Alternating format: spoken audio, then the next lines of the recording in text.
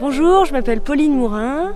Avec Laurent Troubat, nous avons créé le domaine L'Austral en septembre 2016 et nous nous sommes installés au Puy Notre-Dame. Laurent, il est savoyard, moi je suis bretonne et on s'est rencontrés à l'INSA de Strasbourg, une école d'ingénieurs, en 2008. On a été diplômés en 2011. On a travaillé ensuite l'année 2012 en tant qu'ingénieurs tous les deux. Et on travaillait beaucoup derrière un ordinateur, on donnait pas beaucoup de sens à ce qu'on faisait. Et du coup, on a décidé de partir voyager et travailler en Australie pendant 1 an pour redéfinir finalement notre projet de vie, pour comprendre ce qui était important pour nous. Et en Australie, on a découvert ce que c'était de travailler avec un produit vivant, puisqu'on a travaillé dans différentes fermes et dans un domaine viticole, Ferngrove Winery. Et finalement, au retour d'Australie, c'est comme si c'était un déclic, on avait trouvé ce qu'on avait envie de faire. C'était ce qui nous manquait dans le métier d'ingénieur, c'était de travailler avec du vivant, de pouvoir vivre au rythme des saisons, au rythme du soleil sur la journée, travailler dehors et puis maîtriser un produit du début à la fin. On n'était pas du tout de famille viticole, donc on savait que c'était un peu un challenge aussi. Donc moi j'ai repris des études dans le vin, j'ai fait le diplôme national d'œnologue à Dijon, j'étais diplômée en 2015. Et durant mes études, j'ai pu travailler dans différents vignobles en France. J'ai travaillé tout d'abord au domaine Mélaric, au Puy Notre-Dame, ici. Et du coup, ils m'ont vraiment ouvert les portes de cette belle région.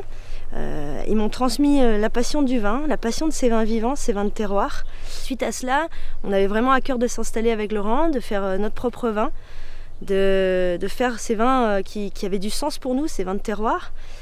Donc un jour on a eu un appel d'Emeric, de domaine Mélaric, qui nous dit j'ai une super opportunité pour vous. Françoise et Philippe Gourdon, château Tourgrise, au Puy Notre-Dame, à côté de chez moi, ils arrêtent leur activité, ils partent à la retraite et ils cherchent à installer des néo-vignerons. Et du coup pour nous c'était le rêve, c'est ce qu'on attendait. On se disait au début c'est peut-être un peu tôt et en fait non, on s'est lancé et puis aujourd'hui on est ici. C'est au fil des rencontres, finalement c'est des rencontres qui ont fait qu'on fait du vin aujourd'hui. Ici on est sur une parcelle qui est en zone d'appellation Saumur Puy Notre-Dame et sur le plateau de Brosset, qui est plus dans cette direction. Le sous-sol c'est toujours de la craie tuffeau, mais ce qui affleure c'est les silex. Donc l'influence dans le vin et l'influence dans la plante et dans le vin, ça sera les silex. Ici, sur cette parcelle, le sous-sol c'est du calcaire, mais ce qui affleure c'est aussi le calcaire. Donc finalement, l'influence dans les vins sera le calcaire. Voilà les deux terroirs différents du Puy Notre-Dame qui donnent vraiment le sens au vin de terroir, puisque quand on goûte les vins derrière, il y a vraiment une grande différence gustative entre les deux terroirs. Avec Laurent, notre volonté, c'est de faire des vins qui reflètent leur terroir, qui sont singuliers. Et pour ça, il est important pour nous, dans un objectif à plus ou moins long terme, d'avoir une vie microbienne qui est riche, d'avoir des sols vivants. Donc Philippe, il avait déjà bien orchestré la chose, puisque depuis 1999, ces vignes elles sont en agriculture biologique. Donc, il y a 200 espèces de plantes différentes. Et nous, on veut vraiment continuer dans cette voie.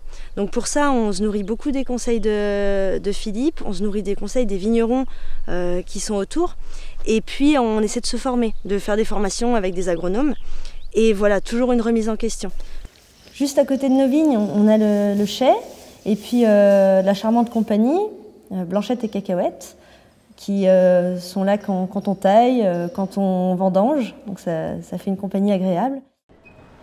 Les vinifications, pour nous, elles sont finalement assez simples. On vinifie en parcellaire pour révéler au mieux le terroir. On a 3 types de vins. On a d'abord notre parcelle des amandiers. Le cépage, c'est du chenin. C'est sur de la craie tuffeau, donc ça donne des vins assez ronds, assez gras, avec une belle acidité. Donc ce qu'on fait, c'est qu'on fait un pressurage direct, on vinifie dans des cuves en inox et on fait des élevages dans les fûts, dans la cave troglodyte. Donc ici au Puy Notre-Dame, on a la chance d'avoir un réseau de caves de 100 km sous le village. Et du coup, ça nous permet d'élever nos vins avec une très bonne hygrométrie et une très bonne inertie thermique. Pour les rouges, on a la chance d'avoir 2 terroirs différents, les silex et les craies. Donc sur notre parcelle de craie, ça donne pareil des vins assez gras, assez ronds. On essaie du coup d'extraire de la matière, d'extraire du fruit. On fait des macérations très longues en marc immergé. Alors que pour les silex, qui donnent des vins très tendus, très acides. On fait une extraction qui est très courte, de 6 à 7 jours. On sépare les jus de goutte et les jus de presse, qu'on verra si on assemble derrière, et on élève dans des œufs en béton. Les œufs en béton, ça apporte un mouvement qui est constant dans l'œuf finalement, donc les lits sont toujours en suspension. Ça va apporter du gras, de la rondeur, pour combler finalement cette acidité et donner un bel équilibre au vin. Ici, on a la 253, qui est notre parcelle sur craie, les Vigneaux, qui est notre parcelle sur silex, et les Amandiers, qui est notre chenin sur craie. Et enfin, la petite note de fantaisie, nos vins pétillants naturels, Jolie Brise, en chenin et en cabernet franc.